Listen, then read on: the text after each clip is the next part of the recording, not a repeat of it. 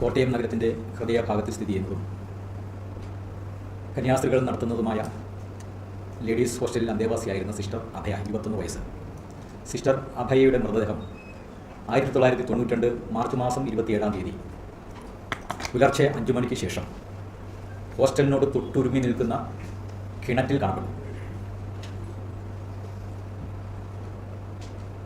CBIയുടെ അവസാന അന്വേഷണ ടീം ഇതൊരു കൊലപാതകമാണെന്നും കൊലപാതകം നടത്തിയത് 1-ാം പ്രതി വൈദികനും 3-ാം പ്രതി കന്യാസ്ത്രീയും ചേർന്നാണെന്നും കോടതിയിൽ അന്വേഷണ റിപ്പോർട്ട് ഫയൽ ചെയ്തതിനെ തുടർന്ന് CBI സ്പെഷ്യൽ കോടതി അവരെ വിചാരണ ചെയ്ത് അവർ കൊലപാതകം നടത്തിയതായി തെളിഞ്ഞുവെന്ന് കണ്ട് അവരെ കുറ്റക്കാരായി പ്രഖ്യാപിച്ച് 2 പേരെയും ജീവപര്യന്തം തടവിന് ശിക്ഷിച്ചു.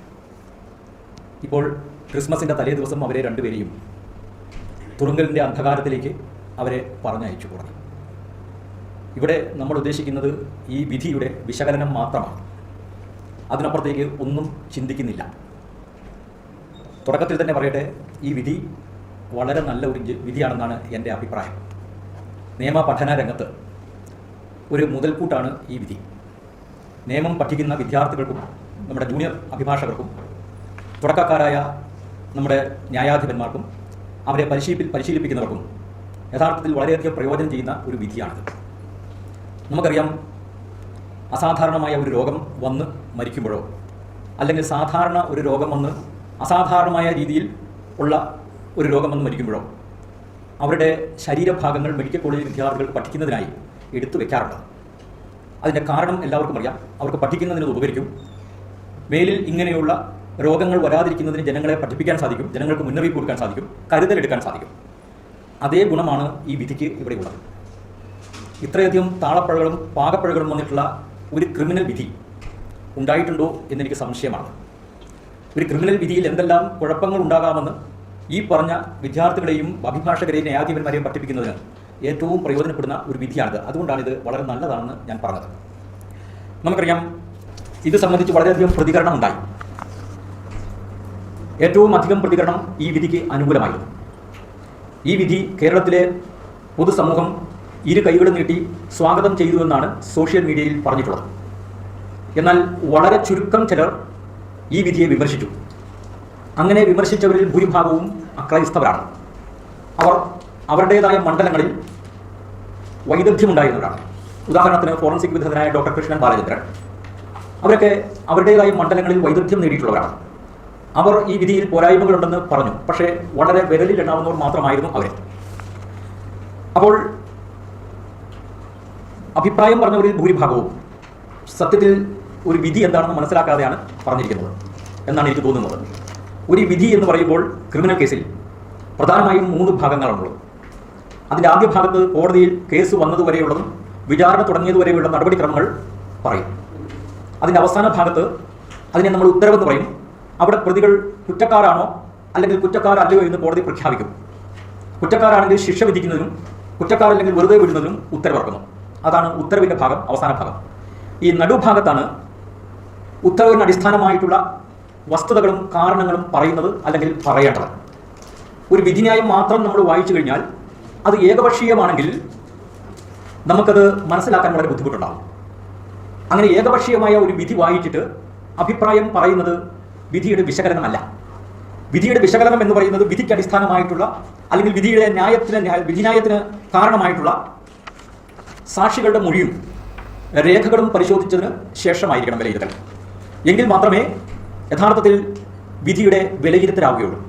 അതല്ലാത്തതെല്ലാം വെറും അഭിപ്രായ പ്രകടനങ്ങൾ മാത്രമാണ്. അപ്പോൾ നമ്മളിവിടെ വിശകലനം ചെയ്യുന്നത് ഈ വിധിന്യായം യഥാർത്ഥത്തിൽ കോടതിയിൽ ലഭ്യമായിട്ടുള്ള സാക്ഷികളുടെ മൊഴിയുടെയും രേഖകളുടെയും ബലത്തിലാണോ എന്നാണ്. അതിൻ്റെ അകത്തെ പോരായ്മകൾ എന്തെങ്കിലും ഉണ്ടോ എന്നാണ് നമ്മൾ പരിശോധിക്കുന്നത്. നമുക്കറിയാം, ഞാൻ പറഞ്ഞു, ഒരു വിധിയിലെ ഉത്തരവിൻ്റെ അടിസ്ഥാനം എന്ന് പറയുന്നത് അതിലെ വിധിന്യായമാണ് എന്ന് പറഞ്ഞാൽ അതിൻ്റെ കാരണങ്ങളാണത്. കേസിലെ വിചാരണയുടെ അടിസ്ഥാനം എന്ന് പറയുന്നത് നമുക്കറിയാം, ഒരു വിധിക്ക് അല്ലെങ്കിൽ ഒരു കേസിന് 2 ഭാഗങ്ങളുണ്ട്. വിചാരണയുമുണ്ട്, അതിനകത്തെ അവസാനം വിധിയുമുണ്ട്. അപ്പോൾ വിചാരണയുടെ അടിസ്ഥാനം എന്ന് പറയുന്നത് കുറ്റപത്രമാണ്. ഈ കുറ്റപത്രം എന്ന് പറയുന്നത് പോലീസ് കൊടുക്കുന്ന റിപ്പോർട്ടല്ല. പോലീസ് കൊടുക്കുന്ന റിപ്പോർട്ടിനെ ഫൈനൽ റിപ്പോർട്ട് എന്ന് പറയുന്നു സാധാരണഗതിയിൽ. കുറ്റപത്രം എന്ന് പറയുന്നത് കോടതി എഴുതിയുണ്ടാക്കി പ്രതികളെ വായിച്ചു കേൾപ്പിച്ച് കുറ്റം ചെയ്തിട്ടുണ്ടോ എന്ന് ചോദിച്ച് ഉത്തരം രേഖപ്പെടുത്തുന്ന ഒന്നാണ് കുറ്റപത്രം. കുറ്റപത്രത്തിന്റെ ലക്ഷ്യം എന്താണെന്ന് പറഞ്ഞു കഴിഞ്ഞാൽ എന്താണ് പ്രതികൾക്കെതിരെയുള്ള ആരോപണമെന്നും എന്താണ് തെളിയിക്കാൻ പോകുന്നതെന്നും പ്രതികൾക്കുള്ള ഒരു നോട്ടീസാണ്. അപ്പോൾ വിചാരണ നടക്കുന്നത് കുറ്റപത്രത്തിൽ പറഞ്ഞിരിക്കുന്ന ആരോപണങ്ങൾ ആയിരിക്കണം. അതാണ് ഈ കുറ്റപത്രത്തിന്റെ പ്രത്യേകത എന്ന് പറയുന്നത്. ഒരു ജഡ്ജ്മെന്റിൽ ആദ്യ ഭാഗത്ത് ഈ കുറ്റപത്രത്തിന്റെ ഉള്ളടക്കം പറയണം. ഈ ഉള്ളടക്കം ഈ വിധിയുടെ ആദ്യ ഭാഗത്ത് പറഞ്ഞിട്ടില്ല എങ്കിൽ വിധി വായിക്കുന്ന ഒരാൾക്ക് കോടതി ആരോപിച്ചിരിക്കുന്ന കുറ്റങ്ങൾക്കാണോ ഇവരെ വിചാരണ ചെയ്തതെന്നും ഇവരെ ശിക്ഷിച്ചതെന്നും അറിയാൻ സാധിക്കില്ല.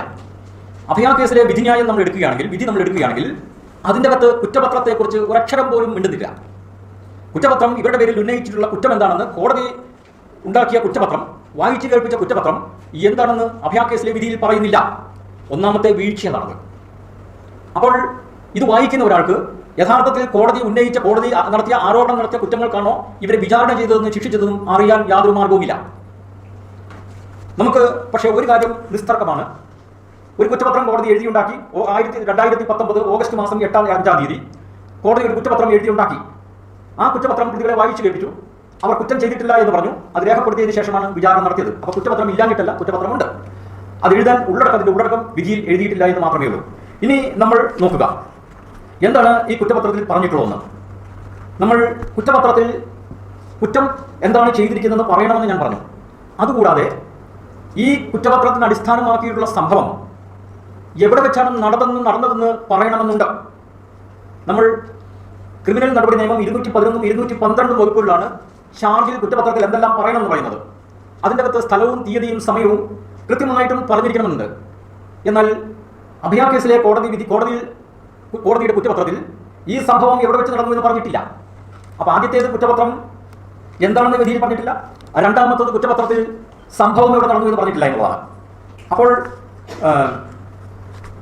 ഇനി നമുക്ക് നോക്കേണ്ടത് എന്താണ് ഈ പ്രതികളുടെ പേരിൽ കോടതി വായിച്ചു കേൾപ്പിച്ച കുറ്റപത്രത്തിൽ പറഞ്ഞിട്ടുള്ളതെന്നാണ്. 3 ആരോപണങ്ങളാണ് പ്രതികളുടെ പേരിൽ ഉന്നയിച്ചിട്ടുള്ളത് കുറ്റപത്രത്തിൽ. ഒന്നാം പ്രതി വൈദികൻ, 3-ാം പ്രതി കന്യാസ്ത്രീയുടെ സഹായത്തോടുകൂടി അവിടെ അതിക്രമിച്ച് കയറി എന്നുള്ളതാണ്. അത് പോകട്ടെ, അത് നിസ്സാരമായിട്ടുള്ള കുറ്റമാണ്. രണ്ടാമത്തെ കുറ്റം എന്ന് പറയുന്നത് നമ്മൾ കേട്ടാൽ അത്ഭുതപ്പെട്ടു പോകും. ഈ പ്രതികൾ സിസ്റ്റർ അഭയെ പരിക്കേൽപ്പിച്ച് IPC 302-ാം വകുപ്പ് അനുസരിച്ചുള്ള കുറ്റം ചെയ്തിരിക്കുന്നു എന്നുള്ളതാണ്.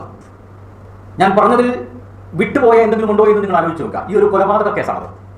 ഈ കുറ്റപത്രത്തിൽ ഒരിടത്തും സിസ്റ്റർ അഭയെ കൊല ചെയ്തു എന്ന് പറഞ്ഞിട്ടില്ല. സിസ്റ്റർ അഭയെ കൊല ചെയ്തു എന്ന് പറഞ്ഞിട്ടില്ല. സിസ്റ്റർ അഭയെ പരിക്കേൽപ്പിച്ചു എന്ന് മാത്രമേ പറഞ്ഞിട്ടുള്ളൂ. പ്രതികൾ പരിക്കേൽപ്പിച്ചാൽ 302-ാം IPC 302-ാം വകുപ്പ് എങ്ങനെ ബാധകമാകും? അതുമാത്രമല്ല, ഒരു കുറ്റത്തിനൊരു പേര് കുറ്റം പറയുന്ന നിയമം പറയുന്നുണ്ടെങ്കിൽ ആ പേരിൽ വേണം കുറ്റം വായിച്ചു കേൾപ്പിക്കാൻ. ഇവിടെ 302-ാം വകുപ്പെന്ന് മാത്രമേ പറഞ്ഞിട്ടുള്ളൂ. കൊലപാതകം എന്നുള്ള വാക്ക് തന്നെ ഉപയോഗിച്ചിട്ടില്ലത്. അപ്പോൾ ഈ കുറ്റപത്രത്തിന്റെ പോരായ്മ നിങ്ങൾക്ക് മനസ്സിലാവും. പ്രതികളുടെ പേരിലുള്ള ആരോപണം എന്താണ്? കുറ്റപത്രത്തിൽ വായിച്ചു കേൾപ്പിച്ചെന്താണ്? പ്രതികളെ സിസ്റ്റർ അഭയെ പരിക്കേൽപ്പിച്ചു എന്ന് മാത്രമാണ്. പ്രതികൾ സിസ്റ്റർ അഭയെ കൊല ചെയ്തു എന്ന് പറഞ്ഞിട്ടില്ല. വീണ്ടും നമ്മളവിടെ ഒരു വീഴ്ച കാണുന്നത്. ഇനി നമ്മൾ 3-ാമത്തെ ആരോപണത്തിലേക്ക് വരിക. 3-ാമത്തെ കുറ്റപത്രത്തിൽ പറയുന്ന ആരോപണം എന്ന് പറയുന്നത് സിസ്റ്റർ അഭയെ മരിച്ചുപോയ സിസ്റ്റർ അഭയെ മരിച്ചുപോയ സിസ്റ്റർ അഭയെ കൊലപാതകത്തിനുള്ള തെളിവ് നശിപ്പിക്കുന്നതിന് വേണ്ടി മൃതദേഹം പ്രതികൾ ചേർന്ന് കിണറ്റിലിട്ടു എന്നാണ്. അപ്പോൾ എന്തായി? കൊലപാതകം മറച്ചുവെക്കുന്നതിന് വേണ്ടി, പ്രതികളെ രക്ഷപ്പെടുത്തുന്നതിന് വേണ്ടി ഇവർ മരിച്ചുപോയ സിസ്റ്റർ അഭയുടെ മൃതദേഹം കിണറ്റിലിട്ടു എന്ന്. എന്നാൽ CBI എന്താണ് തെളിവ് കൊടുത്തത്?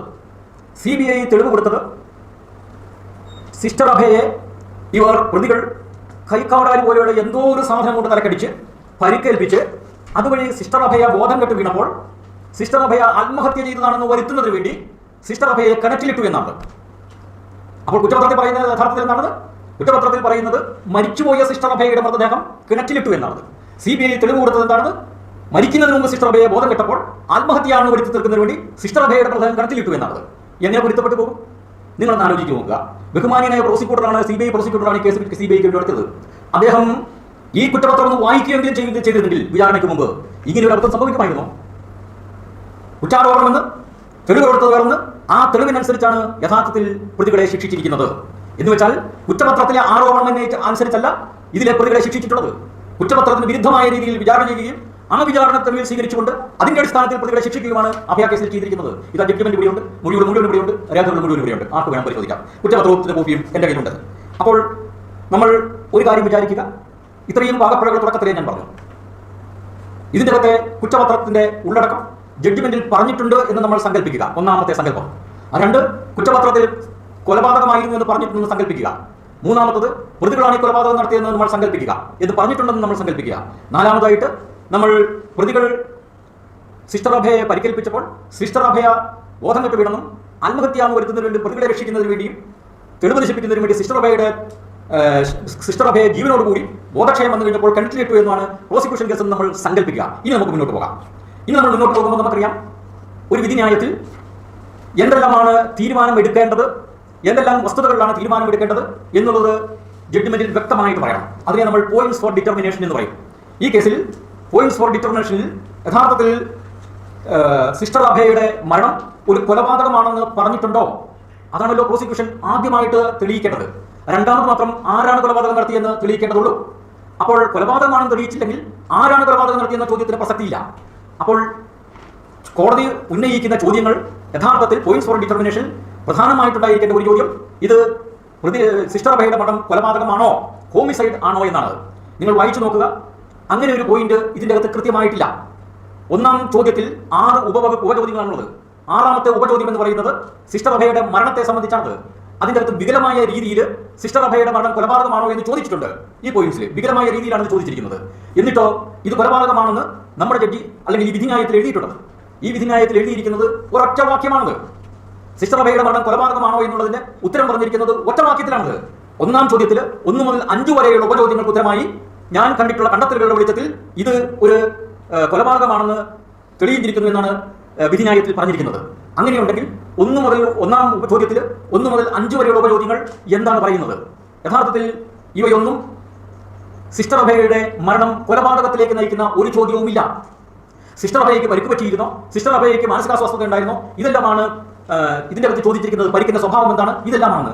അപ്പോൾ 1 മുതൽ 5 വരെയുള്ള ഉപചോദ്യങ്ങൾ കൊലപാതകവുമായി ബന്ധപ്പെടുത്തിയിട്ടില്ലെങ്കിൽ എവിടെയാണ് ഒന്നാം ചോദ്യത്തിൽ 6ാം ഉപചോദ്യത്തിൽ ഇദ്ദേഹം പറയുന്ന ഈ വിധിന്യായത്തിൽ പറയുന്ന രീതിയിലുള്ള കണ്ടെത്തലുകൾ നടത്തിയിരിക്കുന്നത്? ആ കണ്ടെത്തലിന് യാതൊരു അടിസ്ഥാനവുമില്ല.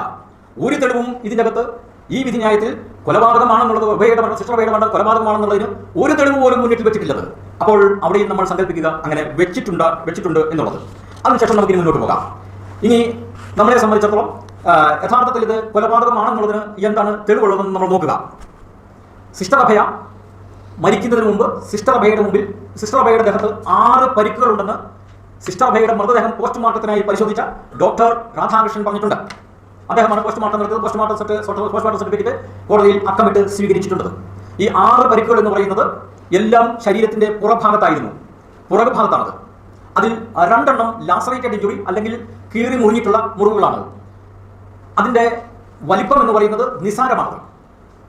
3 പരിക്കുകൾ എന്ന് പറയുന്നത് വെറും ഉരവുകളാണ്, ഉരഞ്ഞ പാടുകളാണുള്ളത്. 6ാമതായിട്ട് പറയുന്ന 6 പറയുന്നവർക്ക് തലയുടെ നടുഭാഗത്ത് പുറകിൽ ഒരു ചതവ് കണ്ടുവെന്നാണ്. ഈ 6 പരിക്കുകളും നിസാരവും സിമ്പിൾ ആൻഡ് മൈനർ എന്നാണ് ഡോക്ടർ രാധാകൃഷ്ണൻ പറഞ്ഞിട്ടുള്ളത്. എന്നാൽ CBI തെളിയിക്കാൻ ശ്രമിച്ചത് മുഴുവൻ അങ്ങനെയല്ല. ഇത് തലക്കേറ്റ ക്ഷതം കൊണ്ടാണ് സിസ്റ്റർ അഭയയുടെ ബ്രെയിനുള്ളിൽ രക്തം പകർന്നുവെന്നും അങ്ങനെ സിസ്റ്റർ അഭയ ബോധം കെട്ട് വീണെന്നും അതുവഴി വെള്ളത്തിലിട്ടപ്പോൾ സിസ്റ്റർ അഭയ വെള്ളം കുടിച്ച് ഇത് രണ്ടിന്റെയും ഇഫക്റ്റ് മൂലം മരിച്ചുവെന്നാണ് CBI തെളിയിക്കാൻ കോടതിയിൽ ശ്രമിച്ചത്. നമുക്ക് നോക്കാം ഇനി എന്താണ് ഡോക്ടർ രാധാകൃഷ്ണൻ പറഞ്ഞിരിക്കുന്നത്. ഡോക്ടർ രാധാകൃഷ്ണൻ കൃത്യമായിട്ടും മൊഴിയിലും അതിന് അടിസ്ഥാനമായിട്ടുള്ള പോസ്റ്റ്മോർട്ടം സർട്ടിഫിക്കറ്റിലും പറഞ്ഞു ഈ 6 മുറിവുകൾ മാത്രമാണ് ഞാൻ കണ്ടിട്ടുള്ളത്. ഈ 6 മുറിവുകളും മൈനർ ആൻഡ് സിമ്പിൾ ആണെന്ന് ഡോക്ടർ രാധാകൃഷ്ണൻ പറഞ്ഞിരിക്കുന്നു. എന്നാൽ ഈ വിധിന്യായത്തിൽ പറയുന്നു 7ാമതായിട്ടൊരു മുറിവുകൾ ഉണ്ടായിരുന്നു. ആ 7ാമതായിട്ട് മുറിവ് എന്ന് പറയുന്നത് സിസ്റ്റർ അഭയയുടെ കഴുത്തിന് ഇരുവശത്തുമായി നഖക്ഷതമുണ്ടായിരുന്നു എന്ന് പറഞ്ഞാൽ ഉദ്ദേശിക്കുന്നത് ആരോ സിസ്റ്റർ അഭയയുടെ കഴുത്തിൽ ഞെക്കിപ്പിടിച്ചു എന്നാണല്ലോ ഉദ്ദേശിക്കുന്നത്. ആരാണ് ഇത് തെളിയിച്ചത്? ഇത് മൊഴി പറഞ്ഞത് 26 വയസ്സ് മാത്രം പ്രായമുള്ള ഒരു ഫോട്ടോഗ്രാഫറാണത്. ഈ ഫോട്ടോഗ്രാഫർക്ക് അഭിപ്രായം പറയുന്നതിന് നിയമം അനുവദിക്കുന്നില്ല. ഇന്ത്യൻ തെളിവ് നിയമം 45ാം വകുപ്പ് അനുസരിച്ച് ഒരു വിദഗ്ധന് മാത്രമേ അഭിപ്രായം പറയാൻ അനുവാദമുള്ളൂ, കോടതിക്ക് സ്വീകരിക്കാനും സാധിക്കുകയുള്ളൂ. എന്നാൽ ഈ ഫോട്ടോഗ്രാഫറാണ് ഈ 2 പാടുകൾ കണ്ടെന്നും ഈ 2 പാടുകൾ നഖക്ഷതമാണെന്ന് പറഞ്ഞിരിക്കുന്നത്. ഇയാൾക്ക് എന്ത് വൈദഗ്ധ്യമാണ് കോടതി കണ്ടെത്തിയിരിക്കുന്നത്? ഡോക്ടർ രാധാകൃഷ്ണനോട് കൃത്യമായി ഇതിനെക്കുറിച്ച് ചോദിച്ചപ്പോൾ ഡോക്ടർ പറഞ്ഞു അങ്ങനെ ഒരു നഖക്ഷതം ഞാൻ കണ്ടിട്ടില്ല എന്ന്. ഡോക്ടറുടെ അഭിപ്രായം അവഗണിച്ചുകൊണ്ട് ഈ ഫോട്ടോഗ്രാഫറുടെ അഭിപ്രായമാണ് കോടതി സ്വീകരിച്ചിട്ടുള്ളത്. അടിസ്ഥാനപരമായിട്ടും നിയമപരമായിട്ടും അത് തെറ്റ് തന്നെയാണ്. അപ്പോൾ 6 പരിക്കുകൾ മാത്രമേ കണ്ടുവെന്ന് കൃത്യമായ തെളിവിൽ പറഞ്ഞിട്ട് ഉണ്ടെങ്കിലും കോടതി ഈ നഖക്ഷതം ഉണ്ടായിരുന്നുവെന്ന് കണ്ടിരിക്കുന്നു. ഏത് കണ്ടെത്തലുകളും ഒരു ജഡ്ജിയുടെ മനസ്സിനെ സ്വാധീനിക്കുമെന്ന് നമ്മൾ മനസ്സിലാക്കുക. അപ്പോൾ അദ്ദേഹം അങ്ങനെ കണ്ടു. ഇനി നമുക്ക് നോക്കാം. കൃത്യമായിട്ടും ഡോക്ടർ രാധാകൃഷ്ണൻ പറഞ്ഞു ഈ 6 മുറിവുകളല്ലാതെ വേറൊന്നും ഞാൻ കണ്ടില്ല എന്ന് പറഞ്ഞു. എന്നാൽ ക്രോസ് വിസ്താരത്തിൽ അദ്ദേഹത്തിന് അബദ്ധം പറ്റി എന്ന് വേണം കരുതാനായിട്ട്. അദ്ദേഹം പറഞ്ഞു തലയോട്ടിക്ക് പരിക്ക് പറ്റി തലയോട്ടി പൊട്ടിയിട്ടുണ്ടെന്ന്. നോക്കുക, ഡോക്ടർ രാധാകൃഷ്ണൻ പറഞ്ഞു ഞാൻ 6 പരിക്കുകൾ കണ്ടുള്ളൂ, ആ 6 പരിക്കുകൾ നിസ്സാരവും സിമ്പിൾ ആൻഡ് മൈനറാണെന്ന് പറഞ്ഞതിന് ശേഷം ക്രോസ് വിസ്താരത്തിൽ അദ്ദേഹത്തിന്റെ ബന്ധം പറ്റി അദ്ദേഹം പറഞ്ഞു തലയുടെ സ്കള്ളിന് പൊട്ടലുണ്ടായിരുന്നുവെന്ന്.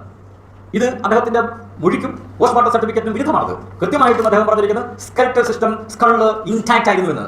പിന്നെ എവിടെ നിന്ന് ഡോക്ടർക്ക് ഇത് കിട്ടി? അതൊരു സ്ലിപ്പ് ഓഫ് ദ ടങ്ങാണത്. പക്ഷേ ഇതൊന്നും വിധിന്യായത്തിൽ പരിഗണിക്കാതെ സിസ്റ്റർ അഭയയുടെ തലയോട്ടിക്ക് പൊട്ടലുണ്ടായിരുന്നു എന്ന് കൃത്യമായി വിധിന്യായത്തിൽ പറഞ്ഞിരിക്കുന്നത് യഥാർത്ഥത്തിൽ ഒരു തെറ്റ് തന്നെയാണെന്നാണ് എൻ്റെ അഭിപ്രായം. ഇനി എന്താണ് യഥാർത്ഥത്തിൽ CBI തെളിയിക്കാൻ ശ്രമിച്ചതെന്ന് നമുക്ക് നോക്കാം. മുൻപ് പറഞ്ഞതുപോലെ തന്നെ CBIയുടെ ശ്രമം മുഴുവനും സിസ്റ്റർ അഭയെ കൈക്കോടാലി കൊണ്ടുള്ള എന്തോ ഒരു സാധനം കൊണ്ട് തലക്കടിച്ച് പരിക്കേൽപ്പിച്ചപ്പോൾ സിസ്റ്റർ അഭയെ ബോധം കെട്ട് വീഴുന്നു. ആ ബോധം കെട്ട് വീണപ്പോൾ സിസ്റ്റർ അഭയെ ആത്മഹത്യയാണെന്ന് വരുത്തി തീർക്കുന്നതിന് വേണ്ടി സിസ്റ്റർ അഭയെ ജീവനോടുകൂടി വെള്ളത്തിലിട്ടുവെന്നും അങ്ങനെ സിസ്റ്റർ അഭയ വെള്ളം കുടിച്ചു തലച്ചോറിലുണ്ടായ രക്തസ്രാവം മൂലവും ഇതിന്റെ രണ്ടിന്റെയും കമ്പൈൻഡ് ഇഫക്ട് മൂലം മരിച്ചു എന്നാണ് യഥാർത്ഥത്തിൽ CBI തെളിയിക്കാനായിട്ട് ശ്രമിച്ചത്. ഡോക്ടർ രാധാകൃഷ്ണനോട് ഇത് സംബന്ധിച്ച് വീണ്ടും ചോദിച്ചപ്പോൾ ഡോക്ടർ രാധാകൃഷ്ണൻ കൃത്യമായിട്ട് പറഞ്ഞ് ഇത് വെള്ളം കുടിച്ച് മാത്രം മരിച്ചതാണെന്ന് കൃത്യമായിട്ട് ഡോക്ടർ രാധാകൃഷ്ണൻ പറഞ്ഞ് പോസ്റ്റ്മോർട്ടം സർട്ടിഫിക്കറ്റിലും അങ്ങനെ തന്നെയാണ് പറഞ്ഞിരിക്കുന്നത്. എന്നാൽ CBIയുടെ ബഹുമാനപ്പെട്ട പ്രോസിക്യൂട്ടർ ഇദ്ദേഹത്തെ നിരന്തരമായിട്ട് ഈ ചോദ്യം പിന്നെയും ചോദിച്ച് അദ്ദേഹം സാക്ഷിക്കൂടിൽ നിന്ന് എങ്ങനെയെങ്കിലും ഇറങ്ങി രക്ഷപ്പെട്ടാൽ മതി എന്ന് കരുതി അദ്ദേഹം അവസാനം പറഞ്ഞു അങ്ങനെയും ആകാം. അങ്ങനെ ഡോക്ടർ രാധാകൃഷ്ണൻ പ്രോസിക്യൂട്ടർ പറഞ്ഞതുപോലെ ആകാം പോലെയും ആകാം എന്ന് പറഞ്ഞതിന് ശേഷം സാക്ഷിക്കൂടിൽ നിന്ന് രക്ഷപ്പെടുകയാണുണ്ടായത്. അങ്ങനെയും ആകാം എന്ന് പറഞ്ഞാൽ അത് തെളിവാണോ? അങ്ങനെയും ആകാമെന്ന് പറഞ്ഞാൽ അത് തെളിവല്ലത്, അത് സാധ്യത മാത്രമാണത്. ഒരു പ്രോസിക്യൂട്ടറോ ഒരു ക്രോസ് വിസ്താരം നടത്തുന്ന അഭിഭാഷകനോ നടത്തുന്ന സജഷൻസ് കേസിൽ തെളിവല്ല, അത് തെളിവല്ലത്. പക്ഷേ ഇവിടെ അത് തെളിവായിട്ട് സ്വീകരിക്കപ്പെട്ടു. അപ്പോൾ ഡോക്ടർ രാധാകൃഷ്ണൻ കൃത്യമായിട്ട് പറഞ്ഞിരിക്കുന്നത് ഇത് വെള്ളം കുടിച്ച് മാത്രം മരിച്ചതാണ് എന്ന്. ഇനി നമുക്ക് ഡോക്ടർ രാധാകൃഷ്ണന്റെ അല്ലാതെ ഒരു അഭിപ്രായവും ഈ കേസിൽ വന്നിട്ടുണ്ട്. ആ കേസിൽ വന്നിരിക്കുന്നത് PW 31 സാക്ഷിയായിട്ട് വിസ്തരിച്ച ഡോക്ടർ കന്ദസ്വാമിയാണ്. അദ്ദേഹം ഒരു ഫോറൻസിക് വിദഗ്ധനാണെന്നാണ് പറയപ്പെടുന്നത്. ഡോക്ടർ കന്ദസ്വാമിയെ ചെയ്തിരിക്കുന്നത് എന്താണെന്ന് പറഞ്ഞു കഴിഞ്ഞാൽ അദ്ദേഹം മനുഷ്യന്റെ ഒരു കോലമുണ്ടാക്കി കിണറ്റിലേക്ക് ഇട്ടിട്ട് അങ്ങനെ വീണാൽ മരിക്കുമോ ഇങ്ങനെ വീണാൽ കൊലപാതകമാകുമോ എന്ന് തീരുമാനിക്കുന്ന ഡമ്മി പരീക്ഷണമാണ്. ഈ ഡമ്മി പരീക്ഷണം ആദ്യമായി കേരളത്തിൽ നടത്തിയത് എനിക്ക് തോന്നുന്നു നമ്മുടെ പോളക്കുളത്ത് പീതാംബരൻ വധക്കേസിലാണത്. അത് നിരാകരിച്ചു. കാരണം ജീവനുള്ള ഒരു മനുഷ്യൻ വീഴുന്നതും കോലം വീഴുന്നതും തമ്മിൽ എപ്പോഴും വ്യത്യസ്തമായിരിക്കും, സ്വീകാര്യമല്ലത്. അത് അവരുടെ ആവശ്യത്തിന് വേണ്ടി അവർക്ക് ഉപയോഗിക്കാം, പക്ഷേ കോടതിയിൽ തെളിവായിട്ട് ഉപയോഗിക്കാൻ പാടില്ല. ഇതാണ് ഡോക്ടർ കന്ദസ്വാമി നടത്തിയ ഏക പരീക്ഷണം. ഈ ഡോക്ടർ കന്ദസ്വാമി അഭയയുടെ മൃതദേഹം കണ്ടിട്ട് പോലുമില്ല. അങ്ങനെയുള്ള ഒരാൾ പറഞ്ഞ് സിസ്റ്റർ അഭയ മരിക്കാൻ കാരണം രക്തസ്രാവം മൂലമാണത്, അത് ഹെമറേജ്. അങ്ങനെ തലയ്ക്ക് ഏറ്റ പരിക്കിന്റെ കാഠിന്യം മൂലം സിസ്റ്റർ അഭയയുടെ ബ്രെയിൻ മുഴുവനും രക്തം കൊണ്ട് നിറഞ്ഞു. അതിന്റെയും വെള്ളത്തിലിട്ടപ്പോൾ വെള്ളം കുടിച്ചതിന്റെയും കമ്പൈൻഡ് ഇഫക്റ്റ് ആണ് സിസ്റ്റർ അഭയയുടെ മരണത്തിന് കാരണമെന്ന് കന്ദസ്വാമി പറഞ്ഞു. കന്ദസ്വാമിയുടെ മൊഴി എന്ന് പറയുന്നത് അതിൽ എഴുതിയിരിക്കുന്ന പേപ്പറിന്റെ വില പോലും സത്യത്തിൽ നിയമത്തിൽ കൊടുക്കാൻ സാധിക്കരുത്. കാരണം അത് മൃതദേഹം പോലും കാണാത്ത ഒരാളുടെ അഭിപ്രായമാണ്. സുപ്രീം കോടതി കൃത്യമായിട്ട് പറഞ്ഞിട്ടുണ്ട്. മൃതദേഹം കണ്ട ഒരു ഡോക്ടറുടെ അഭിപ്രായവും മൃതദേഹം കാണാത്തവരുടെ ഡോക്ടറുടെ അഭിപ്രായവും തമ്മിൽ പൊരുത്തക്കേട് വരുമ്പോൾ മൃതദേഹം കണ്ട ഡോക്ടറുടെ മൊഴി വേണം സ്വീകരിക്കേണ്ടതെന്ന് സുപ്രീം കോടതി പറഞ്ഞിരിക്കുന്നത്. പക്ഷേ ഈ വിധിന്യായത്തിൽ സുപ്രീം കോടതിയുടെ ആ ജഡ്ജ്മെന്റ് യഥാർത്ഥത്തിൽ അവഗണിക്കപ്പെട്ടു. സിസ്റ്റർ അഭയയുടെ മരണ കാരണം എന്താണെന്ന് കൃത്യമായിട്ടുള്ള പറഞ്ഞിട്ടുള്ളത് ഡോക്ടർ രാധാകൃഷ്ണൻ മാത്രമാണ്. ഡോക്ടർ രാധാകൃഷ്ണൻ പറഞ്ഞിരിക്കുന്നത് തലക്കേറ്റ പരിക്കേറ്റൊന്നുമല്ല, സിസ്റ്റർ വെള്ളം കുടിച്ച് മാത്രമാണ് മരിച്ചിട്ടുള്ളതെന്ന്. ഇനി നമുക്കൊരു കാര്യം ചെയ്യാം, നമുക്ക് ഒരു കാര്യം കൂടെ നമുക്ക് സങ്കല്പിക്കാം. ഇവർ പറയുന്നത് പോലെ സിസ്റ്റർ അഭയയ്ക്ക് തലയ്ക്ക് ക്ഷതമേറ്റുവെന്നും ബോധക്ഷയമുണ്ടായെന്നും അങ്ങനെ വെള്ളം കുടിച്ചും തലക്കേറ്റ ക്ഷതം മൂലവും മരിച്ചുവെന്ന് നമ്മൾ സങ്കല്പിക്കുക. വീണ്ടും നമ്മൾ സങ്കല്പമാണ് അവിടെ. അങ്ങനെ വരുമ്പോൾ ആരാണ് ഇത് ചെയ്തതെന്നാണ് അടുത്ത ചോദ്യം. നമ്മൾ തുടക്കത്തിലേ പറഞ്ഞു ആദ്യം ഇത് കൊലപാതകമാണെന്ന് തെളിയിക്കണം. കൊലപാതകമാണെന്ന് തെളിയിച്ചാൽ മാത്രമേ പ്രതികളാണോ ഇത് ചെയ്തതെന്ന് ചോദ്യത്തിന് പ്രസക്തിയുള്ളത്. ഇവിടെ കൊലപാതകമാണെന്ന് തെളിയിക്കുന്നതിന് പ്രോസിക്യൂഷൻ അപ്പാടെ പരാജയപ്പെട്ടിരിക്കുന്നത്. എങ്കിലും അങ്ങനെ തെളിയിക്കുമെന്ന് നമ്മൾ സങ്കല്പിച്ചുകൊണ്ട് വിധിന്യായത്തിൽ സങ്കല്പിച്ചിരിക്കുന്നത് പോലെ നമ്മൾ സങ്കല്പിച്ചുകൊണ്ട് നമുക്ക് ഇത് ആരാണ് ചെയ്തതെന്നുള്ളതിന് പ്രതികളാണോ ചെയ്തതെന്നുള്ളതിന് തെളിവുണ്ടോ എന്ന് നമുക്ക് പരിശോധിക്കാം. മുൻപിലേ ഞാൻ പറഞ്ഞു ഇതിന്റെ സംഭവ സ്ഥലം എവിടെയാണെന്ന് കുറ്റപത്രത്തിൽ കാണിച്ചിട്ടേയില്ല എന്ന്. എങ്കിലും നമുക്കൊരു കാര്യം അനുമാനിക്കാം, ഈ സംഭവം നടക്കുന്നത് ഹോസ്റ്റലിന്റെ അടുക്കള ഭാഗത്ത് വെച്ചാണ്. അത് ന്യായമായും മറ്റു പല കാര്യങ്ങൾ കൊണ്ടും നമുക്കത് കൃത്യമായിട്ട് മനസ്സിലാവും. ഈ അടുക്കള ഭാഗത്ത് വെച്ചാണ് ഇത് സംഭവം നടന്നിരിക്കുന്നത്. അപ്പോൾ ഇതിന്റെ കൃത്യസ്ഥലം അടുക്കളയാണെന്ന്, ഹോസ്റ്റലിന്റെ അടുക്കളയാണെന്ന് നമ്മൾ അനുമാനിച്ച് നമുക്ക് മുന്നോട്ട് പോകാം. ഇതിന്റെ അകത്ത് 2 പ്രതികളാണ് ഉള്ളത്. ഒന്നാം പ്രതി വൈദികനും 3-ാം പ്രതി കന്യാസ്ത്രീയും. 1-ാം പ്രതി വൈദികനെതിരായിട്ട് CBI നിരത്തിയിരിക്കുന്ന തെളിവുകൾ 2ആണ്. ഒന്ന്, ഈ വൈദികനെ സംഭവത്തിന്റെ അന്ന് പുലർച്ചെ ഈ 5 നില കെട്ടിടത്തിന്റെ ഹോസ്റ്റൽ കെട്ടിടത്തിന്റെ 5 ടെറസിന്റെ മുകളിൽ ഈ വൈദികനും മറ്റൊരു വൈദികനും കൂടെ കാണപ്പെട്ടു. രണ്ടാമത് പറഞ്ഞിരിക്കുന്ന തെളിവ് പറയുന്നത് ഈ വൈദികൻ ചില കാര്യങ്ങൾ ഒരു സാക്ഷിയോട് സമ്മതിച്ചിരിക്കുന്നു. ഇത് 2 തെളിവുകൾ മാത്രമാണ് ഈ 1-ാം പ്രതി വൈദികനെതിരെ CBI നിരത്തിയിരിക്കുന്നത്. ഇതിൽ നമുക്ക് ഒന്നാമത്തെ തെളിവ് നമുക്ക് പരിശോധിക്കാം. CBI ആദ്യം വിസ്തരിച്ചത് അച്ഛന്റെ സാന്നിധ്യം, 1-ാം പ്രതി വൈദികന്റെ സാന്നിധ്യം തെളിയിക്കുന്നതിന് വേണ്ടി ആദ്യം വിസ്തരിച്ചത് 2-ാം സാക്ഷി PW2 സഞ്ജു മാത്യുവിനെയാണ്. സഞ്ജു മാത്യു എന്ന് പറയുന്നത് ഈ ഹോസ്റ്റലിന്റെ തൊട്ടടുത്ത് താമസക്കാരാണ്. ഈ സഞ്ജു മാത്യുവിലൂടെ CBI തെളിയിക്കാൻ ശ്രമിച്ചത് രാത്രി 12-നും 12-നും ഇടയ്ക്ക് ഈ വൈദികനും മറ്റൊരു വൈദികനും കൂടിയ സ്കൂട്ടറിൽ അവിടെ എത്തിയെന്നാണ്. സഞ്ജു പറഞ്ഞു അങ്ങനെ ഒരു സംഭവം ഉണ്ടായിട്ടില്ല എന്ന്. ആ അധ്യായം, ആ തെളിവ് അതോടെ അവസാനിച്ചിരിക്കുന്നു. വേറൊന്നും അതിൻ്റെ അകത്തില്ല. രണ്ടാമത്തത് പ്രോസിക്യൂട്ടർ അല്ലെങ്കിൽ CBI വിസ്തരിച്ചിട്ടുള്ളത് PW3 അടക്ക രാജുവിനെയാണ്.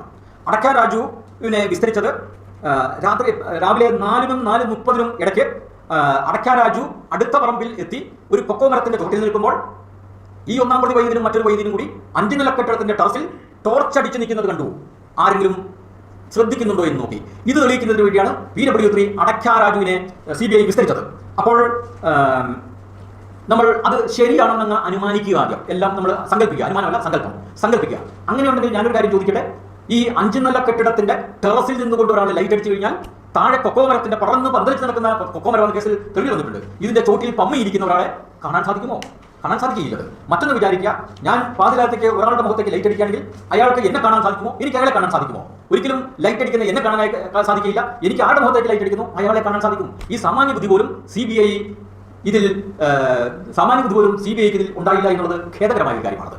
അപ്പോൾ ഇനി എന്താണ് അടക്ക രാജു മൊഴി കൊടുത്തിരിക്കുന്നത് നോക്കുക. കാരണം ഈ അടക്ക രാജു, മൂന്നാം സാക്ഷി, 12 വയസ്സ് മുതൽ മോഷണം നടത്തിയ ആളാണത്. ഇവിടെ ഈ സംഭവ ദിവസം അയാൾ ഈ ഹോസ്റ്റലിൽ വന്നതിന്റെ കാരണം തന്നെ മോഷണം നടത്തുന്നതിന് വേണ്ടിയിട്ടാണ്. എന്ന് പറഞ്ഞാൽ he is an accomplished thief. അയാൾ ഒരു പെർഫെക്റ്റ് തീഫാണ്. അയാൾ ദശാബ്ദങ്ങളായി മോഷണം നടത്തുന്ന ഒരു വിദ്വാനാണ്. അയാളെ കോടതി പറഞ്ഞിരിക്കുന്നത് വിശുദ്ധനും വിശ്വസ്തനും സത്യസന്ധമായ ഒരു സാക്ഷിയാണെന്നത്. അത് ശരിയാണോ എന്ന് നമുക്കൊന്ന് പരിശോധിക്കാം. നമുക്ക് നോക്കാം. അപ്പോൾ പ്രോസിക്യൂഷൻ കേസ് എന്താണത്?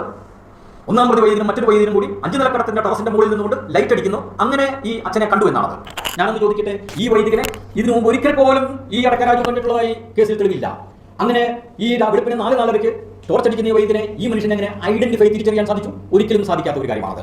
അത് നമ്മൾ തൽക്കാലം മറന്നു കളയാം. ഇനി എന്താണ് CBI കൊണ്ടുവന്നിട്ടുള്ള ഈ മൂന്നാം സാക്ഷി അടക്ക രാജു പറഞ്ഞിരിക്കുന്നതെന്ന് നമ്മൾ നോക്കുക. ടെറസിന്റെ മുകളിൽ നിന്ന് കണ്ടെന്നാണ് പോലീസ് CBIയുടെ വേർഷൻ. ഇനി പറഞ്ഞിരിക്കുന്നു, ഞാൻ അടക്ക രാജുവിന്റെ മൊഴിയിരിക്കുകയാണ്, ഞാൻ 2 പേർ ടെറസിൽ നിൽക്കുന്നത് കണ്ടില്ല. എന്താ അടക്ക രാജു പറഞ്ഞത്? ടെറസിൽ 2 പേര് നിൽക്കുന്നത് ഞാൻ കണ്ടില്ല. ഇത് വീണ്ടും പറയുന്നത്, സ്റ്റെയർ കേസിലേക്ക് പോകാനായി ഒരുങ്ങുന്നതാണ് ഞാൻ കണ്ടത്, സമീപിക്കുന്നതാണ് ഞാൻ കണ്ടത്. സ്റ്റെയർ കേസ് എവിടെയാണ്? താഴെ. ടെറസ് എവിടെയാണ്? 5 നില കെട്ടിടത്തിന് മുകളിൽ. CBI തെളിയിക്കാൻ ശ്രമിച്ചത് ടെറസിൽ നിന്ന് ലൈറ്റ് അടിക്കുന്നു. സാക്ഷി പറഞ്ഞിരിക്കുന്നത് സ്റ്റെയർ കേസിലാണ് ഞാൻ കണ്ടതെന്ന്. ഇനി അവിടെ നിന്ന് കാണാൻ പറ്റുമോ? നോക്കുക. ടെറസിൽ നിൽക്കുന്നവരെ കാണാൻ പറ്റില്ല.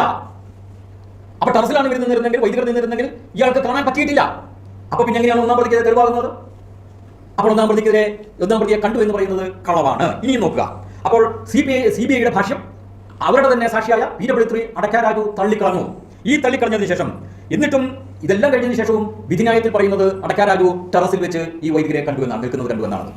എന്താണ് അതിന്റെ അടിസ്ഥാനം? അപ്പോൾ വിധിന്യായത്തിൽ യാതൊരു അടിസ്ഥാനമില്ലെന്ന് മാത്രമല്ല, സാക്ഷിയുടെ മൊഴിക്ക് വിരുദ്ധമായിട്ടാണ് ഫൈൻഡിങ് വന്നിരിക്കുന്നത്, കോടതിയുടെ കണ്ടെത്തൽ വന്നിരിക്കുന്നത്. ഇനി അടുത്ത പറമ്പിലെ കൊക്കോയുടെ ചോട്ടിൽ വന്നപ്പോഴാണ് ഈ ലൈറ്റ് അടിക്കുന്നത്, എവിടെ നിന്നും ആയിക്കോട്ടെ, ലൈറ്റ് അടിക്കുന്നത് കണ്ടു എന്ന് അടക്ക രാജു പറഞ്ഞിരിക്കുന്നത്. അങ്ങനെ അടക്ക രാജു ലൈറ്റ് അടിക്കുന്നത് കണ്ടപ്പോൾ മോഷ്ടിക്കാൻ വന്ന അടക്ക രാജു എന്ത് ചെയ്തു? അടക്ക രാജു തന്നെ പറയുന്നത്, ടോർച്ച് അടിക്കുന്നത് കണ്ട് അപ്പോൾ തന്നെ ഞാൻ സ്ഥലം വിട്ടു മോഷ്ടിക്കാതെ. പ്രോസിക്യൂഷൻ തെളിയിക്കാൻ ശ്രമിച്ചത് എന്താണെന്ന് അറിയാമോ? അയാൾ അവിടെ പമ്മിയിരുന്ന് 5 മണി വരെ. അങ്ങനെ 5 മണി വരെ പമ്മിയിരുന്നാലല്ലേ അഭയെ സിസ്റ്ററിനെ അടിക്കുന്നത്, വൈദ്യനും കന്യാസ്ത്രീയും കൂടെ അടിക്കുന്നത് കാണാൻ സാധിക്കുള്ളൂ. അപ്പൊ 5 മണി വരെ അയാൾ അവിടെ പമ്മിയിരുന്നു എന്നാണ് പ്രോസിക്യൂഷൻ തെളിയിക്കാൻ ശ്രമിച്ചത്. അവസാന ഭാഗമായപ്പോൾ അടക്ക രാജുവും പറഞ്ഞു, ഞാൻ 5 മണി വരെ പമ്മിയിരുന്നത്. അയാൾ ആദ്യം പറഞ്ഞത് എന്താണ്? ടോർച്ച് അടിച്ചെന്ന് കണ്ടപ്പോൾ മോഷ്ടാവിനെ പിടിക്കാനായി വന്നതെന്ന് കരുതി ഞാൻ അപ്പോൾ തന്നെ സ്ഥലം വിട്ടു. അത് ന്യായമാണ് അങ്ങനെ വിചാരിക്കാം. മോഷ്ടാവല്ലേ, അയാൾ പിന്നെ അവിടെ നിൽക്കുമോ? പക്ഷേ CBI അങ്ങനെയാണ് പറയുന്നത്. എന്നിട്ടും കോടതി പറയുന്നത്, മൂന്നാം സാക്ഷി അടക്ക രാജു ഹോസ്റ്റലിൽ കയറി ചെമ്പ് തകട് മോഷിച്ചു കൊണ്ടുപോയി. നോക്കുക, അടക്ക രാജു പറഞ്ഞിരിക്കുന്ന മൊഴി എന്താണ്? ആദ്യം പറഞ്ഞത്, ഞാൻ മോഷ്ടിക്കാതെ അപ്പോൾ തന്നെ അവിടെ സ്ഥലം വിട്ട് ടോർച്ച് അടിച്ചത് കണ്ടപ്പോഴേക്ക്, കാരണം ഞാൻ മോഷ്ടാവാണ്, അവരെ പിടിക്കും. രണ്ടാമത് പറഞ്ഞതാണ്, ഞാൻ 5 മണി വരെ പമ്മിയിരുന്നത്. അയാൾ കൃത്യമായിട്ട് പറഞ്ഞു, ഞാൻ അന്ന് ഒരു മോഷണവും നടത്തിയില്ല, കാരണം ഇവർ 2 പേർ അവിടെ നിൽക്കുന്നത് കാരണം. എന്നാൽ കോടതിയുടെ കണ്ടെത്തൽ എന്താണ്? കോടതിയുടെ കണ്ടെത്തൽ പറയുന്നത്, അടക്ക രാജു അന്ന് ചെമ്പ് തകട് മോഷിച്ചു, ഇതിന്റെ മുകളിൽ കയറി, 5 നില കെട്ടിടത്തിന് മുകളിൽ കയറി. അപ്പോൾ മൊഴിക്ക് വിരുദ്ധമായിട്ടല്ലേ കോടതിയുടെ കണ്ടെത്തൽ? ഇതിനാരും പറയും 5 മണി വരെ ഇവിടെ തങ്ങി എന്നാണ് പറയുന്നത് ഈ അടക്ക രാജു. ഇതിന് ഉപോത്ബലകമായി ഇതിന് സമർത്ഥിക്കുന്നതിന് വേണ്ടിയാണ് 8ാം സാക്ഷിയെ CBI വിസ്തരിച്ചത്. 8ാം സാക്ഷി എന്ന് പറയുന്നത് ആക്രി കച്ചവടക്കാരനാണ്. ഈ ആക്രി കച്ചവടക്കാരന് കൊണ്ടുപോയി ഈ മോഷ്ടിച്ച തകട് കൊടുത്തതെന്നാണ് പറയുന്നത്. അതിനാണ് CBI കൊണ്ടുവന്നിരിക്കുന്നത് ഈ സാക്ഷിയെ, ആക്രി കച്ചവടം 8ാം സാക്ഷിയത്. അപ്പോൾ 8ാം സാക്ഷിയും പറഞ്ഞ് ഇയാൾ ചെമ്പ് തകട് കൊണ്ടുവന്ന് തന്നതാണ് പിറ്റേ ദിവസം. അപ്പോൾ മോഷിക്കാൻ വന്നവൻ പറയുന്നത്, ഞാൻ മോഷിക്കില്ല, എനിക്ക് മോഷിക്കാൻ പറ്റിയില്ല, ഞാൻ ഹോസ്റ്റലിന്റെ പ്രമീസത്തിൽ പോലും കയറിയില്ല. അയാൾ പറയുന്നു, മതിൽ ചാടിയിരുന്ന എന്റെ കൈകാൽ ഒടിയുമായിരുന്നു എന്ന് വരെ പറഞ്ഞ് മൊഴി പറഞ്ഞ ഒരാളെ കൊണ്ട് ഒരാളുടെ കോടതി കണ്ടെത്തിയിരിക്കുന്നതാണ് അയാൾ 5 നില കെട്ടിടത്തിന്റെ ടെറസിൽ നേരെ ചെമ്പ് തകട് മോഷിച്ച് 8ാം സാക്ഷിക്ക് വിറ്റു എന്നാണ് കണ്ടിരിക്കുന്നത്. എങ്ങനെ ഈ കാരണം നമുക്ക് ന്യായമാണെന്ന് കരുതാൻ സാധിക്കും? ഒന്നുമില്ല. എന്താണ്, എപ്പോഴാണ് ഈ അടക്ക രാജു ഹോസ്റ്റലിൽ വന്നത്? അടക്ക രാജു പറയുന്നുണ്ട്, ഞാൻ വന്നത് 4-നും 4:30 ഇടയ്ക്കാണ് പ്രഭാതത്തിൽ, പുലർച്ചെ. കാരണം ആ സമയം എല്ലാവരും ഗാഠമായിട്ട് ഉറങ്ങുന്ന സമയമാണ്. അപ്പോൾ 4-നും 4:30ക്കും ഇടയ്ക്കാണ് ഇയാൾ വന്നിരിക്കുന്നത്. 5 മണി വരെ അവിടെ പമ്മിയിരുന്നു എന്ന് വിചാരിക്കുക. കോടതിയുടെ കണ്ടെത്തൽ എന്താണെന്നോ?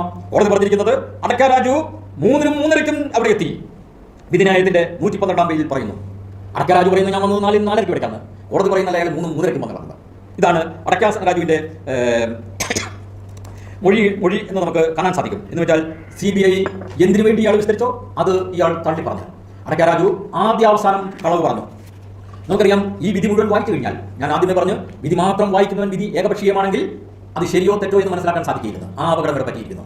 അടക്ക രാജു ഇത്രയെല്ലാം മൊഴിക്ക് വിരുദ്ധമായി, കേസിന് വിരുദ്ധമായി അടക്ക രാജു പറഞ്ഞു. ഈ അടക്ക രാജുവിനെ ക്രോസ് എക്സാമിൻ ചെയ്തത്, ക്രോസ് വിസ്താരം നടത്തിയത് പ്രഗത്ഭനായ അഭിഭാഷകൻ, ക്രിമിനൽ അഭിഭാഷകൻ രാമൻപിള്ളയാണ്.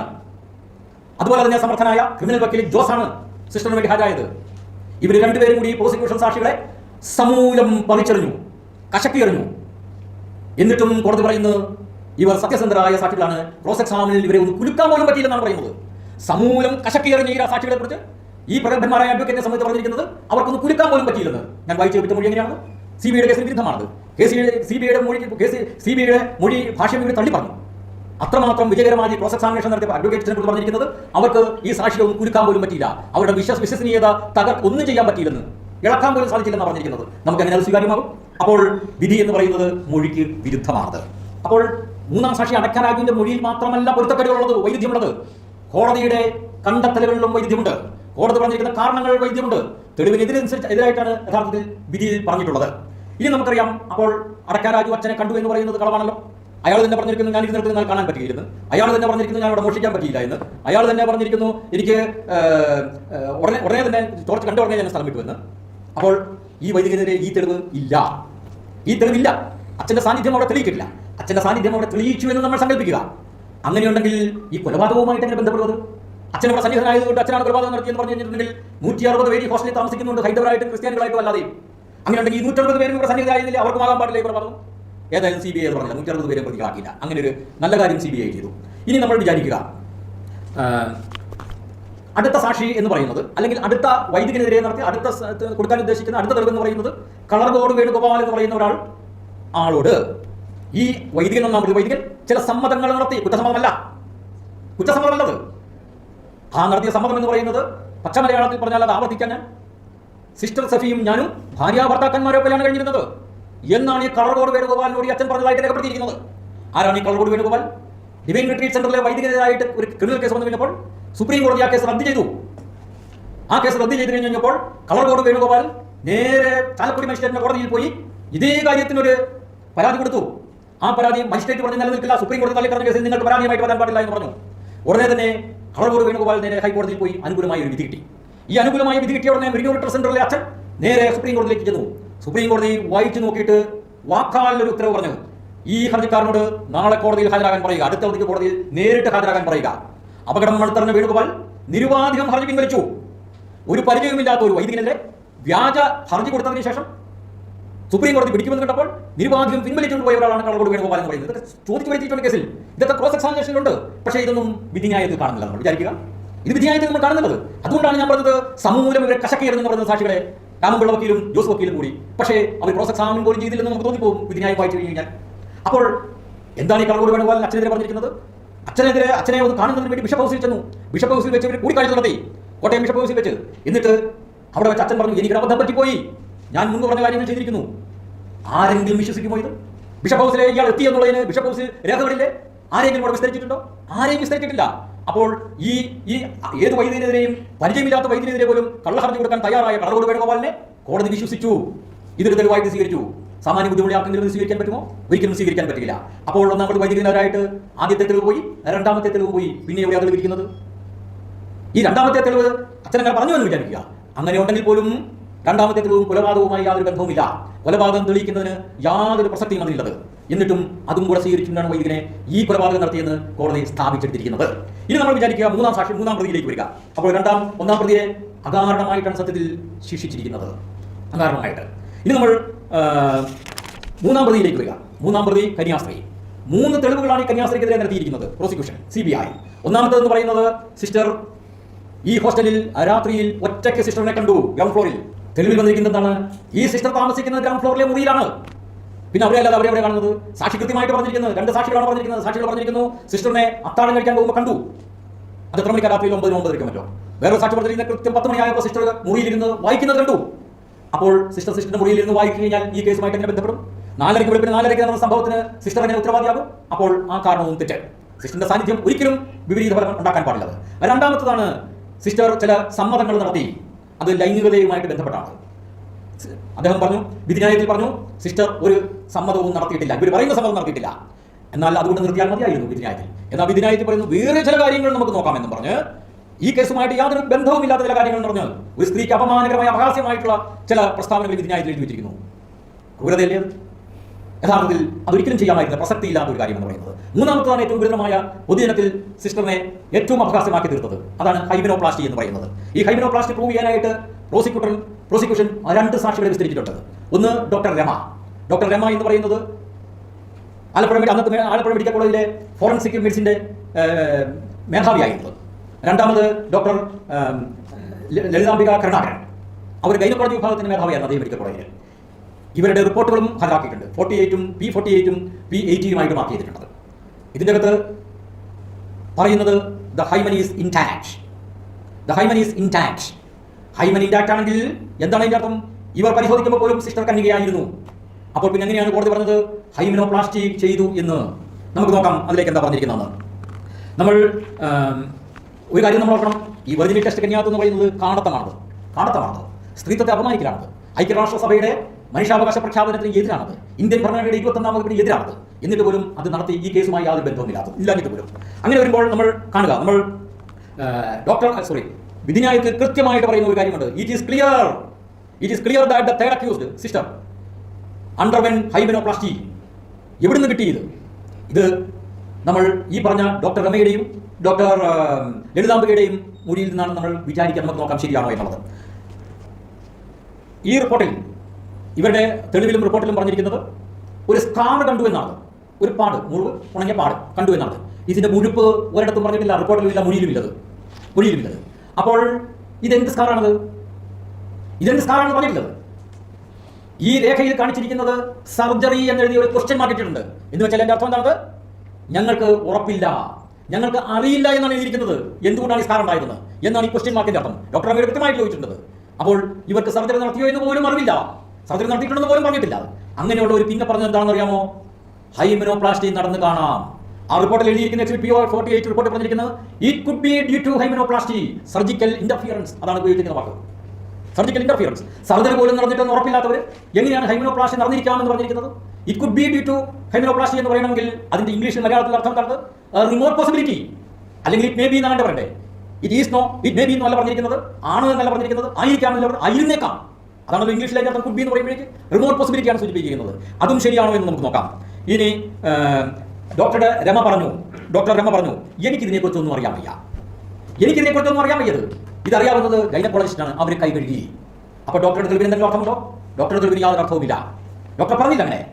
രമയുടെ ഡോക്ടർ ലളിതാംബികയുടെ അടുത്തേക്ക് വരുമ്പോൾ, കരുണാകരൻ്റെ അടുത്തേക്ക് വരുമ്പോൾ നമുക്ക് കാണാൻ സാധിക്കും.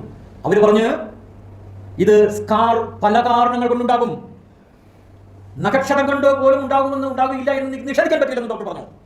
അപ്പോൾ സ്കാർ ഉണ്ടായത് എന്തുകൊണ്ടാണ്? നഖക്ഷതം മൂലം പോലും ഉണ്ടാകില്ലെന്ന് എനിക്ക് നിഷേധിക്കാൻ പറ്റില്ലെന്ന് പറഞ്ഞ് അങ്ങനെയാകാമെന്ന് ഡോക്ടർ ഒരിടത്തും പറഞ്ഞിട്ടില്ല ഹൈമിനോപ്ലാസ്റ്റി ചെയ്തെന്ന്. ഡോക്ടറുടെ മൊഴി കൃത്യമായിട്ട് എഴുതിയിരിക്കുന്നു. ഡോക്ടർ പറഞ്ഞിരിക്കുന്നത് ഹൈമിനോപ്ലാസ്റ്റി നടത്തിയെന്ന് ഞാൻ പറഞ്ഞിട്ടില്ല. ഡോക്ടർ ലളിതാംബിക കരുണാകരന്റെ തെളിവാണത്, മൊഴിയാണ് ഞാൻ പറയുന്നത്. ഹൈമിനോപ്ലാസ്റ്റി നടത്തിയെന്ന് ഞങ്ങൾ പറഞ്ഞിട്ടില്ല. We have not positively stated that she underwent hymenoplasty. അങ്ങനെ ഒരു തെളിവിന്റെ വെളിച്ചത്തിലാണ്, തെളിവുണ്ടായിട്ടുമാണ് it is clear third accused committed underwent hymenoplasty എന്ന് എഴുതിയിരിക്കുന്നത്. മൊഴി എന്ത്, കണ്ടെത്തലെന്ത്, ഇത് രണ്ടാണെന്ന് നമ്മൾ മനസ്സിലാക്കുക. ഡോക്ടർ രമയുടെ മൊഴിയിൽ കൃത്യമായി ഇനി ഈ ഡോക്ടർമാരെ വിസ്തരിച്ച് എന്തിനു വേണ്ടിയിട്ടാണ്? വിദഗ്ധർ എന്ന് ഉദ്ദേശിച്ചിരിക്കുന്നത്. വിദഗ്ധർ എന്ന് പറയുന്നത് അവർക്ക് അഭിപ്രായം പറയാം, വേറെ ആർക്ക് അഭിപ്രായം പറ്റില്ല. ഫോട്ടോഗ്രാഫറുടെ കാര്യം ഞാൻ പറഞ്ഞത്, വിദഗ്ധരാണെങ്കിൽ അവർക്ക് അഭിപ്രായം പറയാം, ഒരു സംശയവും വേണ്ട. സെക്ഷൻ 45 ഇന്ത്യൻ എവിഡൻസ് ആക്ട് അതിനകത്ത് പറയുന്നുണ്ട്. ആരാണ് വിദഗ്ധർ എന്ന് പറയുന്നുണ്ട്? അവർ പറയുന്ന വിഷയത്തിൽ അവർക്ക് വൈദഗ്ധ്യം ഉണ്ടായിരിക്കണം. എങ്ങനെ? അവർക്ക് സ്കിൽ ഉണ്ടായിരിക്കണം. സ്കിൽ എന്ന് പറഞ്ഞാൽ എന്താണ്? അക്വയറബിലിറ്റിയാണ്. എന്ന് പറഞ്ഞു കഴിഞ്ഞാൽ നമ്മൾ അനുഭവത്തിന്റെയും നിരീക്ഷണത്തിന്റെയും പരീക്ഷണത്തിന്റെയും വെളിച്ചത്തിൽ നമുക്ക് കിട്ടുന്ന അറിവാണ് നമ്മളെ സ്കിൽഡ് ആക്കി തീർക്കുന്നത്. അതാണ് അതിന്റെ എക്സ്പേർട്ടിന്റെ ഡെഫിനിഷനിൽ പറയുന്നത്. അങ്ങനെയുണ്ടെങ്കിൽ ഡോക്ടർ രമ ആരായിരുന്നു? ഡോക്ടർ രമ പറഞ്ഞ് എനിക്ക് ഈ സർജറിയുടെ പേര് പോലും അറിയില്ലെന്ന്. ഡോക്ടർ രമ പറഞ്ഞിരിക്കുന്നത് എനിക്ക് സർജറിയുടെ പേര് പോലും അറിയില്ലെന്നാണ്. അവരെങ്ങനെ വിദഗ്ധയാവും? അവർ അഭിപ്രായം കൊണ്ട് സ്വീകരിക്കാമായിരുന്നു, രേഖപ്പെടുത്താൻ പോലും വയ്യായിരുന്നു. കാരണം ഇങ്ങനെയുള്ള ഒരു കേസിൽ ആദ്യം എന്ത് ചെയ്യണം? വൈദഗ്ധ്യമെന്ന് പ്രൂവ് ചെയ്താൽ മാത്രമേ അഭിപ്രായം പറയാൻ അനുവദിക്കാമായിരുന്നുള്ളൂ. അതുപോലും ഇവിടെ ചെയ്തില്ലത്. അപ്പോൾ ഡോക്ടർ രമ വൈദഗ്ധ്യമില്ലെന്ന് പറയാനുള്ള എളിമ കാണിച്ചു. എങ്കിലും അവർ ഈ റിപ്പോർട്ടിൽ ഒപ്പിട്ട് കൊടുത്തു. എന്നിട്ടും അവർ ഈ റിപ്പോർട്ടിൽ ഒപ്പിട്ട് കൊടുത്തു എന്ന് നമ്മൾ വിചാരിക്കുക. രണ്ടാമത് ഡോക്ടർ ലളിതാംബിക കരുണാകരനാണ്. അവരെന്ത് പറഞ്ഞു എന്ന് നമുക്ക് നോക്കാം. അവർ വൈദഗ്ധ്യം അവർക്കുണ്ടായിരുന്നോ? അവർ പറഞ്ഞിരിക്കുന്നത് ഇങ്ങനെയാണത്: ഹൈമിനോപ്ലാസ്റ്റി ഈ വിഷയം ഞങ്ങൾ കോളേജിൽ പഠിപ്പിക്കുന്നില്ല. ഞാൻ ഒരു കാലത്തും ഇത് കണ്ടിട്ടില്ല, ചെയ്തിട്ടില്ല. ഇത് ചെയ്യുന്നത് പ്ലാസ്റ്റിക് സർജൻസ് ആണ്. അത് അപ്പൊ ഇവരൊരു കാലത്തും പഠിച്ചിട്ടില്ല, പഠിപ്പിച്ചിട്ടില്ല, കണ്ടിട്ടുമില്ലാത്ത ഹൈമിനോപ്ലാസ്റ്റി ചെയ്തിരിക്കാമെന്ന് എഴുതുന്നതിന്റെ ഔചിത്യം എന്താണത്? ഈ സാക്ഷി കടുങ്കയാണ് ചെയ്തത്. ഒരു സ്ത്രീയെ കുറിച്ചാണ് ഇവർ എഴുതിയത്. സ്ത്രീയായി ഇവർ ആലോചിക്കേണ്ടായിരുന്നത്. അവർ അതുപോലും ആലോചിക്കുകയാണ് it could be due to hymenoplasty എന്ന് എഴുതി വെച്ചിരിക്കുന്നത്. അങ്ങനെ തെളിവിൽ ഇവർക്ക് യാതൊരു വൈദഗ്ധ്യവുമില്ലെന്ന് ഇവർ സ്വയം തെളിയിച്ചു.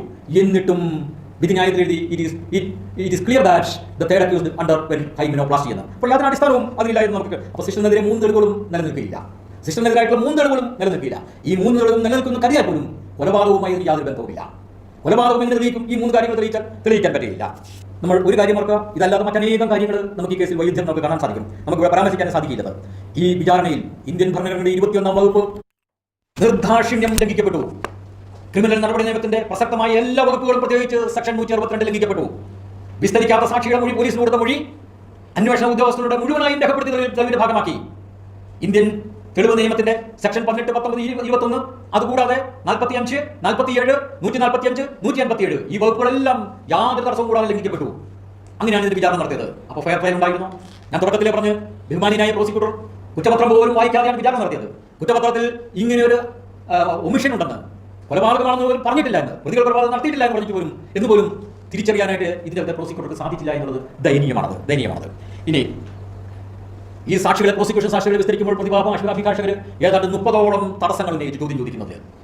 ഈ 30ഓളം തടസ്സങ്ങൾ കോടതി എന്നിട്ടും ആ ചോദ്യങ്ങൾ അനുവദിച്ചു. ഉത്തരം രേഖപ്പെടുത്താൻ പാടില്ലായിരുന്നത് രേഖപ്പെടുത്തിയിട്ട് അദ്ദേഹം പറഞ്ഞിരിക്കുന്നത് എന്താണെന്നറിയാമോ? ഇതിന്റെ അഡ്മിസിബിലിറ്റി, സ്വീകാര്യത നമുക്ക് പിന്നീട് തീരുമാനിക്കാം. ഒരൊറ്റ ചോദ്യം പോലും അദ്ദേഹം സസ്റ്റെയിൻ ചെയ്തില്ല, തടസ്സം സമ്മതിച്ചില്ല. എന്നിട്ടോ ഈ ഒരൊറ്റ ചോദ്യത്തിന് ഒരു ഉത്തരം ഈ വിധിന്യായത്തിൽ ഒരിടത്തുമില്ല. ഒരിടത്ത് പോലും ഇതിന് തീരുമാനം അദ്ദേഹം എഴുതിയിട്ടില്ല. ഈ 30ഓളം ചോദ്യങ്ങളുണ്ട്. അപ്പോൾ എവിടെ പോയി നമ്മുടെ വിധിന്യായം എന്ന് നമ്മൾ മനസ്സിലാക്കുക. നമുക്ക് അവസാനിപ്പിക്കാം. 1, പ്രതികൾ സിസ്റ്റർ അഭയെ കൊല ചെയ്തു എന്ന് കുറ്റപത്രത്തിൽ ഇല്ല. അങ്ങനെ ഉണ്ടെന്നുള്ളത് സങ്കല്പം മാത്രം. പ്രതികൾ സിസ്റ്റർ അഭയെ കൊലപ്പെടുത്തി എന്ന് ചോദിച്ചിട്ടില്ല. അങ്ങനെ ഉണ്ടെന്നുള്ളത് സങ്കല്പം മാത്രം. സിസ്റ്റർ അഭയുടെ മരണം കൊലപാതകമാണെന്ന് യഥാർത്ഥത്തിൽ വിധിയിൽ കാരണസഹിതം പറഞ്ഞിട്ടുണ്ടെന്നുള്ളത് സങ്കല്പം മാത്രം. ഒന്നാം പ്രതിയെ 3-ാം സാക്ഷി അടക്ക രാജു സംഭവ സ്ഥലത്ത് കണ്ടു എന്നതിന് തെളിവില്ലെന്ന് മാത്രമല്ല, വിരുദ്ധമായിട്ടാണ് തെളിവ്. കണ്ടു എന്നുള്ളത് സങ്കല്പം മാത്രം. 3-ാം പ്രതി കന്യാചർമ്മം വെച്ചുപിടിപ്പിച്ചു എന്നുള്ളതിന് യാതൊരു അടിസ്ഥാനവും തെളിവില്ല. വെച്ചുപിടിപ്പിച്ചു എന്നുള്ളത് സങ്കല്പം മാത്രം. അങ്ങനെ സങ്കല്പങ്ങൾ കൊണ്ട് പടുത്തിയെടുത്ത ഒരു വിധിന്യായമാണത്. അങ്ങനെയുള്ള ഒരു വിധിന്യായത്തിന്റെ ഫലത്തിലാണ് ഈ 2 പ്രതികളും കൊലപാതകം നടത്തിയെന്നും അവർ ജീവപര്യന്തം തടവിന് അർഹരാണെന്നും കോടതി വിധിച്ചത്. ഒരു കാര്യം കൂടെ നമ്മൾ പറയുക, കോടതിക്ക് സത്യത്തിൽ ഈ 10-30 ചോദ്യങ്ങൾ അഭിഭാഷകർ ചോദിച്ചപ്പോൾ അതിന്റെ തീരുമാനമെടുക്കുന്നതിന് സമയം കണ്ടെത്താനായില്ലത്. പക്ഷേ വേറൊരു കാര്യത്തിന് സമയം കണ്ടെത്തി. ഈ കോടതിയിൽ വരാത്തവർ, വിചാരണ ചെയ്യപ്പെടാത്തവർ, സാക്ഷിയാകാത്തവർ, അവരെ കുറിച്ച് ഈ കോടതിയിൽ ചില പരാമർശങ്ങൾ ഇതിനായിട്ട് പറഞ്ഞിട്ടുള്ളത് കോടതി കണ്ടിട്ട് പോലുമില്ല. ജീവിച്ചിരിക്കുന്നവരും മരിച്ചവരുമുണ്ട്. അവരെ വിമർശിച്ചിരിക്കുന്നത് ഒരു വിധിന്യായത്തിൽ ഉപയോഗിക്കാൻ പാടില്ലാത്ത വാക്കുകളാണ് ഉപയോഗിച്ചിരിക്കുന്നത്. ഇതിന്റെ മുൻ അന്വേഷണ ഉദ്യോഗസ്ഥന്മാരെ ഒന്നിച്ചു കൂട്ടി പറഞ്ഞിരിക്കുന്നത് എന്താണെന്ന് അറിയോ? അവർ തെമ്മാടികളാണ്, റോക്സ്. ഇതാണ് ഒരു വിധിന്യായത്തിൽ ഈ വിധിന്യായത്തിൽ എഴുതിയിരിക്കുന്നത്. ഇതിനു മുമ്പ് ഞാൻ അങ്ങനെ ഒരു വാക്കാരും ഉപയോഗിച്ച് കണ്ടിട്ടുള്ളത്. എന്തെങ്കിലും ആകട്ടെ, അപ്പോൾ അവസാനമായിട്ട് ഒരൊറ്റ കാര്യം മാത്രം. അടക്ക രാജുവിന്റെ സമ്മതം അനുസരിച്ചും CBIയുടെ കേസ് അനുസരിച്ചും സംഭവം നടക്കുന്ന സമയം, ഈ സംഭവ സമയത്തിന് തൊട്ടു ചേർന്ന് ഉണ്ടായിരുന്ന ഏക മനുഷ്യൻ അടക്ക രാജു പറഞ്ഞ് ഞാൻ 5 മണി വരെ അവിടെ പമ്മിയിരുന്നത്. പ്രോസിക്യൂഷൻ അനുസരിച്ച്, കുറ്റപത്രം അനുസരിച്ച് സംഭവം നടക്കുന്നത് 4:15 5 മണിക്ക്. 5 മണിക്ക് സൈറൻ കേട്ടപ്പോഴാണ് ഞാൻ സ്ഥലം വിട്ടതെന്ന് അടക്ക രാജു പിന്നീട് പറഞ്ഞത്. അപ്പോൾ സംഭവം നടക്കുമ്പോൾ അടക്ക രാജു അവിടെയുണ്ട്. അത് തന്നെയാണ് ആരുടെ കേസ്? CBIയുടെ കേസും. അപ്പൊ CBIയുടെ കേസ് അനുസരിച്ചും അടക്ക രാജുവിന്റെ കേസ് അനുസരിച്ചും സംഭവം നടക്കുന്ന സമയം തൊട്ടു ചേർന്നാറുണ്ട്, അടക്ക രാജു ഉണ്ട്. അങ്ങനെയുണ്ടെങ്കിൽ അടക്ക രാജു എങ്ങനെ ഈ സംഭവം അറിയാതിരിക്കും? അടക്ക രാജുവിന് നേരിട്ടറിയാം. അടക്ക രാജു കോടതിയിൽ സത്യം പറഞ്ഞില്ലെന്ന് മാത്രമല്ല, ആദ്യാവസാനം അയാൾ കളവ് പറഞ്ഞു. അയാൾ മോഷണം നടത്തുന്ന ആൾ മാത്രമല്ല, കളവ് പറയുന്ന ആൾ കൂടിയാണ്. കൃത്യമായി ആദ്യാവസാനം അയാൾ കളവാണ് പറഞ്ഞിരിക്കുന്നത്. അപ്പോൾ ഇതിനുത്തരം CBI ഇനിയും പറയേണ്ടി വരും. CBI ഇനിയും പറയാം. ഈ കൃത്യസമയത്ത് അവിടെ ഉണ്ടായിരുന്ന ഏക മനുഷ്യൻ CBI ഈ അടക്ക രാജുവാണെന്ന് പ്രോസിക്യൂഷനും അടക്ക രാജുവും സമ്മതിക്കുമ്പോൾ എങ്ങനെ ഇയാൾ സത്യം പറഞ്ഞില്ല, എന്തുകൊണ്ട് ഇയാൾ ആദ്യാവസാനം കളവ് പറഞ്ഞു എന്നുള്ളതിന്റെ ഉത്തരം CBI പറയേണ്ടി വരും ഇന്നില്ലെങ്കിൽ നാളെ. അതിന് യാതൊരു സംശയം വേണ്ട. അവസാനമായി ഒരൊറ്റ വാക്ക്: കൃത്രിമമായി ഉണ്ടാക്കിയ കേസ്, കളവായി ഉണ്ടാക്കിയ തെളിവ്, തെറ്റായി എഴുതിയ വിധി. ഇതാണ് സിസ്റ്റർ അഭയയുടെ കൊലപാതകവുമായി എന്ന് പറയുന്ന കേസുമായി ബന്ധപ്പെട്ട് നമുക്ക് നമ്മുടെ വിശകലനത്തിന്റെ ആകത്തുക എന്ന് പറയുന്നത്. കൃത്രിമമായ കേസ്, കളവായ തെളിവ്, തെറ്റായ വിധി.